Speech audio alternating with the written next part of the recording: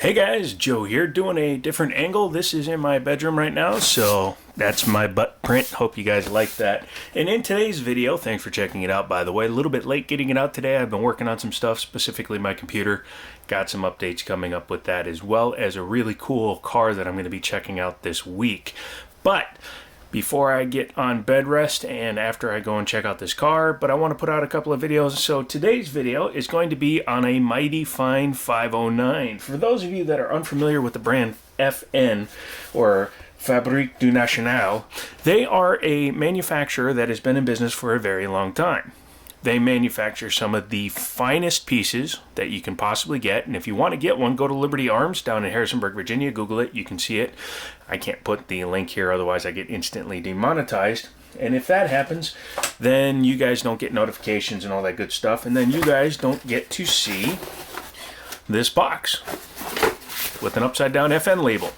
This is my buddy Daniel's firearm. He's letting me borrow it. And as you can see, this is a FN 509M MRD NMS FDE-FDE.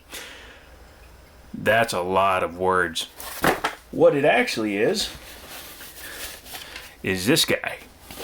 This is a 9mm semi-auto striker-fired handgun that's been two-toned, and we'll talk about that in a second.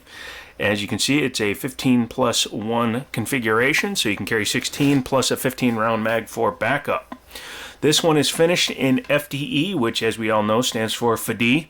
Actually, that's flat dark earth, but you'll see that this slide is slightly different. Again, we'll be talking about that in a second. But let's take a look at what you get in the pouch.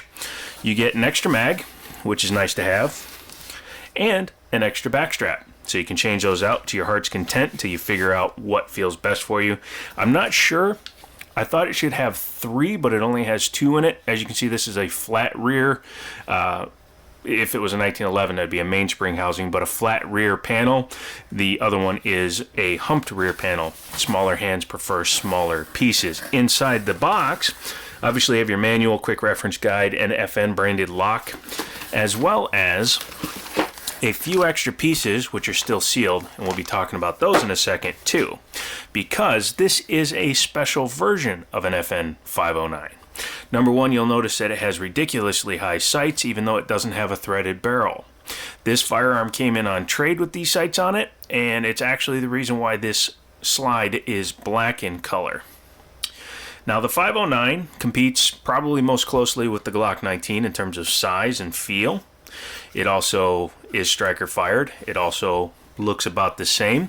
I think this is a little bit more handsome of a firearm. This particular one is single action only, meaning once you pull the trigger, it is dead, just like the Glock. However, this one does not spring back out. The Glock trigger, I think, springs back out. It's been a while since I shot a Glock. Correct me if I'm wrong.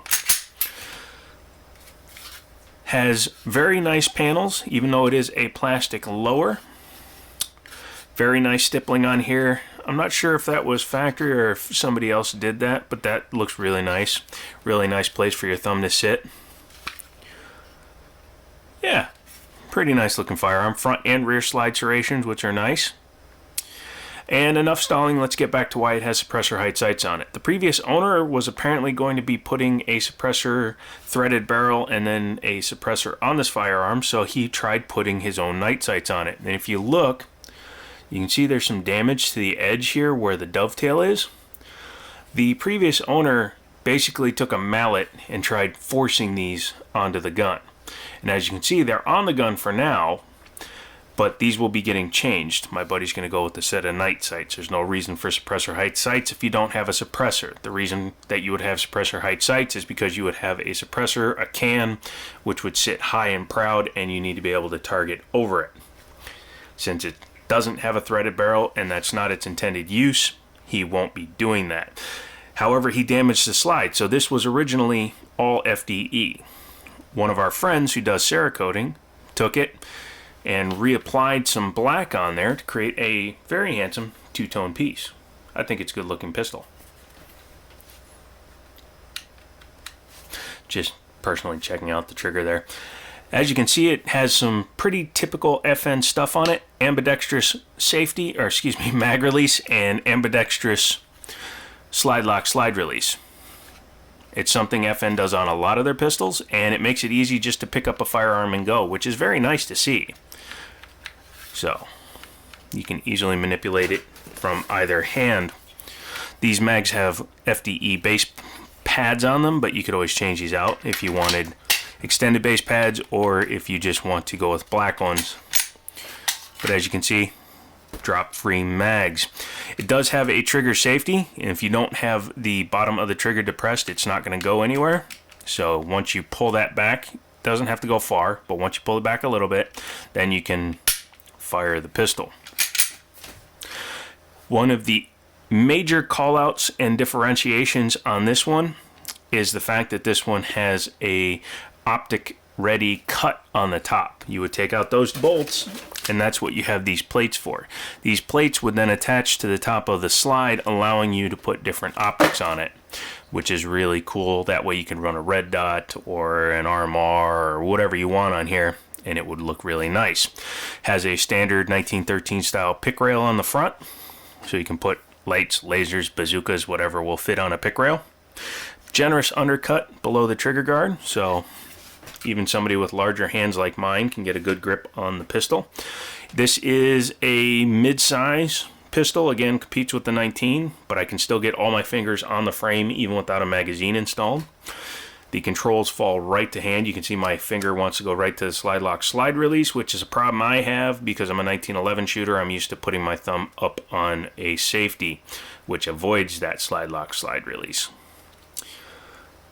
Yeah, pretty nice. Let's go ahead and take her apart and take a look at the internals. Before we do that, let's go ahead and do the old standard, yep, nothing in it, nothing in it, nothing in it. And again, to those of you that ask why I check a firearm multiple times, because the very first day we were open at the gun store, when the very first guns I went to show a customer, I went and safety checked it and a round popped out of it because it was a consignment piece that the previous owner promised us was empty.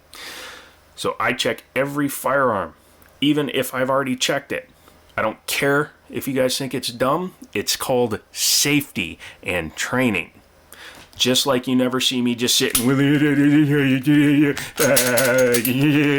my finger in the trigger guard. I don't do that. I tend to hold the guns like this, or I'll hold them like this. So, safety, kids. Safety, S-A-F-T-Y. I know I misspelled it. That was for all my illiterate friends. Anyways, to disassemble the firearm, you just take it, drop the lever into the down position, release the slide, and because it's striker fired, pull the trigger, and then pull the top off with some force. Inside the slide, you have your recoil spring and guide rods. It's a double nested one, so you got a smaller one and a bigger one. This one absorbs the initial impact. This one slows down the first spring so that the slide actually absorbs recoil versus just boink boink. Earlier, less developed firearms tend to just shoot and then go back forward. Sky's a great example of it. Doesn't absorb recoil very well. Has a Browning tilting lockup style. Locks up on the front of the chamber against the ejection port of the slide. Again, chambered in 9x19. Very common twist pattern. Looks like a 1 to 8. Might be a 1 to 7. Very common. And let's take a look at the inside of the firearm. Very nicely finished, and again, he re-Cerakoted this, so he did a pretty good job. He did it all the way through. Went a little light on the edges here, so it is actually already coming off a little bit, but I think that gives it a little bit of a battle-worn look to it. Drop safety back here, striker tube, and there is where your striker would come out and set off your charge. Standard striker plate on the back here, and again, you would just take this plate off to mount your optic. External extractor, overall, very nice. Taking a look at the frame, it's your typical polymer frame. One thing I like about FN when they do their ambidextrous slide lock slide release, it's a full piece of metal that goes in. Unlike some other manufacturers that would use a soft piece of box steel over here and just connect it to this side. Both sides are just about as strong. Obviously this has the indicator for the lock when it comes back on an empty magazine that pushes up on the follower or from the follower and locks it back. Ejector here. There's your mechanism for the striker. We're not going to be goofing around with that while it's in there. And as you can see, it has nicely sized metal rails. The rears are nice and long. The fronts are a little bit smaller, but they're a decent thickness, so it will help with longevity of the firearm. Otherwise, takedown is very similar to a SIG 320 or most of the Sig Sauer lineup, which is the common for a striker fired pistol of today's builds. So yeah, pretty nice. Reassembly is the opposite. Go ahead and do that. Take your guide rod, big end first, stick her in there. Make sure that the guide rod is straight, otherwise the gun will not go back together. Start your gun on the rails, bring it back, make sure it comes all the way back, and just lift up your takedown lever. As long as the spring isn't poking out the front and the trigger works, then you're back in business. So that was a pretty cool piece. Daniel let me borrow it. He had brought me 3 guns on Saturday, but unfortunately I had a tremendous migraine on Sunday, so I didn't get to film any of those. Hopefully he can bring those back to me this week, or maybe I'll film some because I'm going down to the store tomorrow to film a really awesome car, which will be coming out later this week. I'll post a couple of pictures up on Instagram and Twitter just to keep you guys interested. Anyways, that's about it. If you like this kind of pistol, if you're looking for a firearm, give them a call. Liberty Arms, Harrisonburg, Virginia. Just Google it. Tell them Joe sent you, or Jiminy. Both have been used. And tell them what you're looking for. Pandemic has caused a problem with getting inventory, but whatever they get, whatever they can get, they will try to get and pass the deals on to you. So do that. Check them out. Online store, if you buy anything, I believe my code still works. So Jiminy, Jimmini, at checkout should save you 5%. And with ammo prices and everything else right now, that actually could come in handy. Do all that stuff. Come back later in the week. I'm going to try to film a couple extra videos. If I can't and I have my surgery next week, then that's just how it'll be. But hopefully it won't be, and I'll see you next week. So until then, I'll talk to you later.